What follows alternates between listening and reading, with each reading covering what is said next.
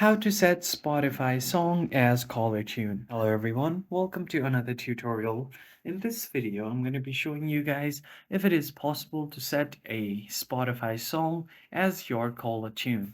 But before we get started, make sure to head down below to give this video a like and subscribe to the channel. Also, turn on the bell icon to get notified about our latest uploads. Let's begin. Now, to see if you are able to set any Spotify song as your caller tune, you first have to open up your Spotify. Once you open your application, make sure that it is up to date and log into your account. So once you log into your account, you will just have to play any song.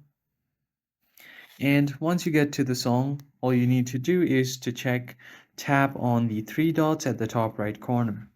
So unfortunately, there is no option to download the song on the free version of Spotify, but if you have the Spotify Premium, you can download the song on your device and then easily set that as your caller tune.